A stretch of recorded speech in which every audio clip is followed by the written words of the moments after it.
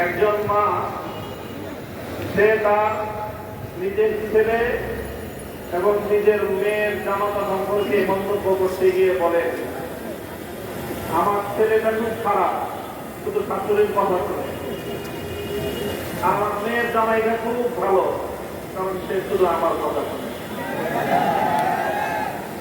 কথা শুনলে মেয়ের জামাই ভালো, আর কথা না শুনলে নিজের ছেলেও খারাপ।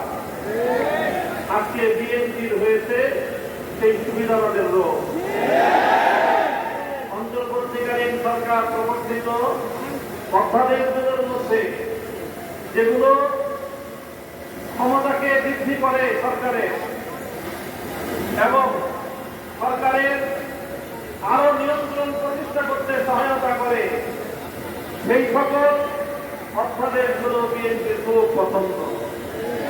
আর যে সকল অধ্যাদেশগুলো, যে সকল প্রস্তাবনাগুলো জাতির কাছে জবাবদিহিতায় বাধ্য করে, সেগুলো তাদের কাছে খুব অপছন্দ। তাই আমরা মনে করি বিএনপি আর যে রাজনীতি করছে সুবিধাবাদের রাজনীতি।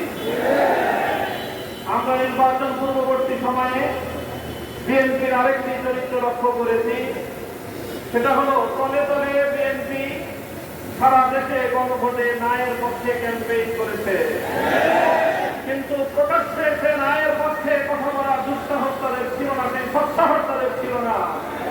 এই জন্য লক্ষ জনতার সামনে বিএনপি প্রধান জনাব তারেক রহমান সাহেব গণভোটে হায়ের পক্ষে তিনি ক্যাম্পেইন করতে বাধ্য হয়েছেন।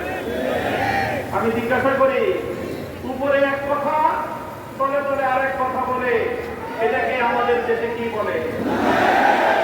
কি বলা হয়? বিএনপির রাজনীতির দুই বুনিয়াদ, দুটি নীতি জাতির সামনে স্পষ্ট। এক হলো মুনাফিকের রাজনীতি, আর এক হলো সুবিধাবাদের রাজনীতি। জুলাই বিপ্লবের রক্তের উপর প্রতিষ্ঠিত নতুন বাংলাদেশের সুবিধাবাদের রাজনীতি, মুনাফিকের রাজনীতি বাংলার মানুষ সহ্য করবে না।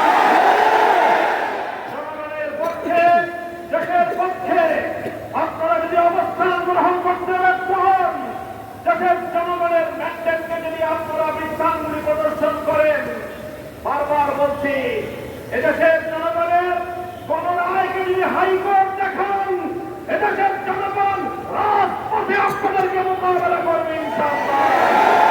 70% জনগণের বিপক্ষে গিয়ে দেশের ক্ষমতার মস্তকে টিকতে পারবেন না। শহীদ জিয়াউর রহমান, বেগম খালেদা জিয়ার সন্তান, কান খাড়া করে শুনে রাখেন, জনতার বিরুদ্ধে গিয়ে কেম হাসান আজিজ মার্কা নির্বাচন করার চেষ্টা করবে, পরিণাম শুধু আপনারাই ভুলবেন তা নয়। আপনাদের অপকর্মের কারণে দেশপ্রেমিক রাজনৈতিক সংগঠনগুলোর নেতা কর্মীরা 28 আগস্ট কিভাবে রক্ত দিয়েছে ঢাকার রাজপথে বাংলার মানুষ সে কথা ভুলে যায় না। আপনাদের খুনের খেসারত দিতে হয়েছে আমাদেরকে, 25 বছর পর্যন্ত গুম, খুন আর হত্যার রাজনীতির শিকার হতে হয়েছে।